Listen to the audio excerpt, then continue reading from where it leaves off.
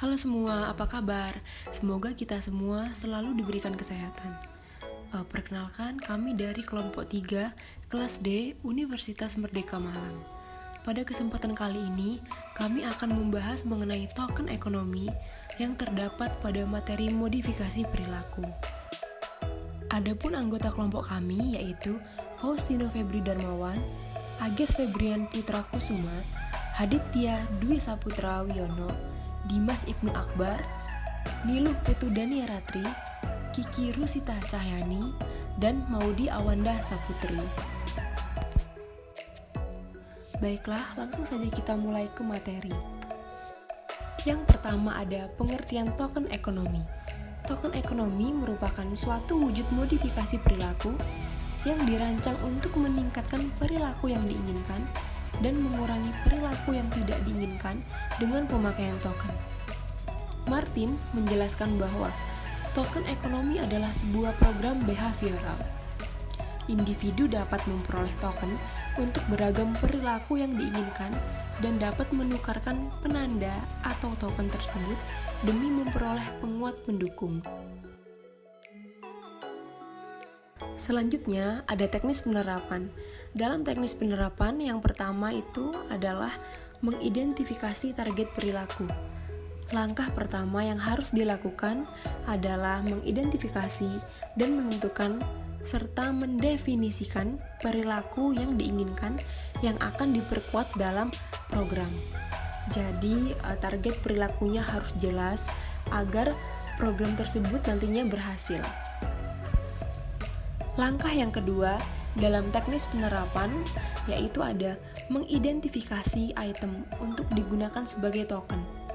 Token di sini harus praktis, menarik, aman, nyaman, mudah untuk dikeluarkan atau dipindahkan, tahan lama, serta sulit untuk ditiru di lingkungan perlakuan ketika perilaku target terjadi.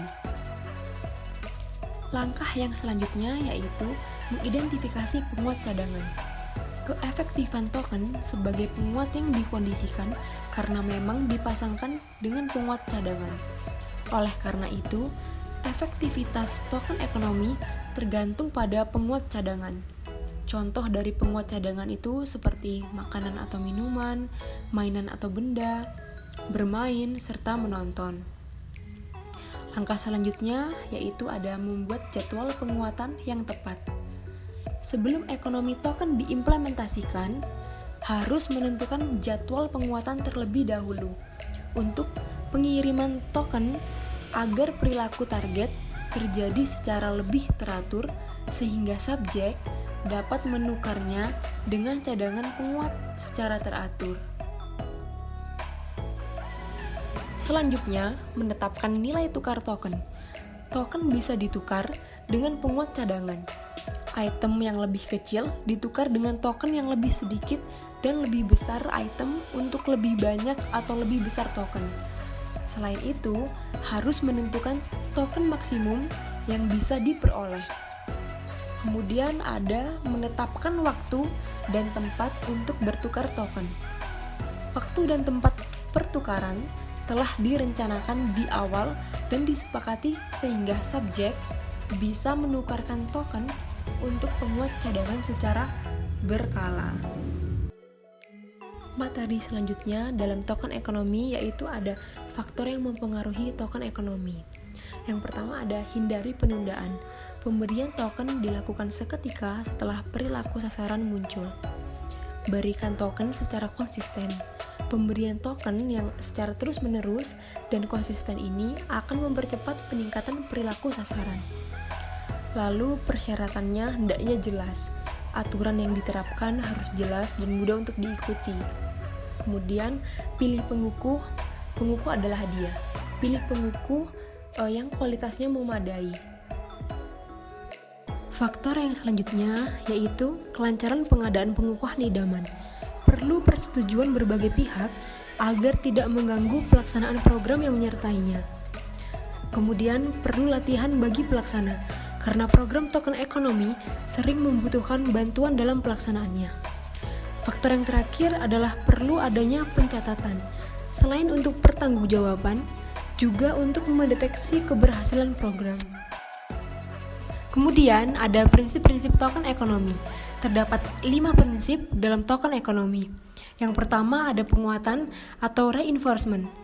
Penguatan ini bisa menjadi kompleks dan juga memperkuat perilaku. Dalam operan conditioning, jadwal penguat merupakan komponen penting dalam proses belajar. Jadwal tersebut bisa dilakukan terus-menerus maupun secara parsial.